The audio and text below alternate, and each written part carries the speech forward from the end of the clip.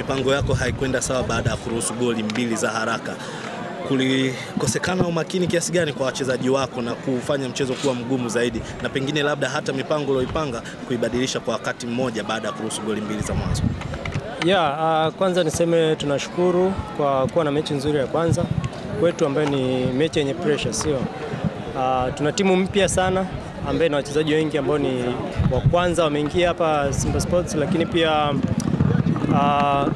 sisi pia tuko kwa ajili ya kuangalia wapi ambapo tumetoka na wapi ambapo tunaelekea kwa malengo ambayo tuko nayo. Mechi imeanza vizuri, lakini nafikiri kidogo sisi hatukuwa kwenye composure, yani pressure kidogo ambayo ilikuwepo, umeona imeleta magoli 2 ya haraka.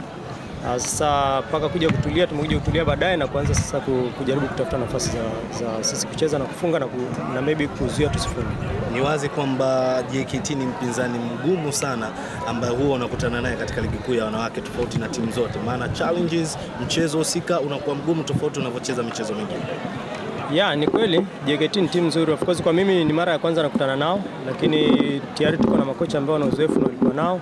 Kwa hiyo kuna kitu wana combination maana yake wachezaji wengi ambao wamekaa pamoja muda mrefu, sio? Kwa hiyo kucheza naye lazima inakuwa mechi kidogo ni ngumu. Of course na sisi tunaitafuta sana combination na naamini kwa hichi ambacho tumekipata leo na wiki 2 ambazo tunajiandaa kabla ya ligi tutakuwa tuko sawa zaidi.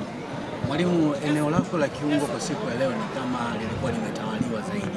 Je, ni kwamba mpinzani alikuwa bora zaidi au kwa bado kuna changamoto eneo la kiungo? Strategy tulikuwa tunalinda zaidi washambuliaji wao, kwa sababu sisi tuliona hatari zaidi kwenye washambuliaji wao, na hata ukiangalia mechi JKT mara nyingi umeona mipira mingi wanapiga mirefu. Kwa hiyo hatari zaidi ilikuwa iko nyuma na maybe sisi zaidi kwenda mbele. Kwa hiyo katikati tuliweka watu wawili strategically kwa sababu ya kuwa na namba nyingi kwenye watu wa nyuma na maybe tukiwa tunashambulia kwa na namba nyingi pia kwenye watu wa mbele.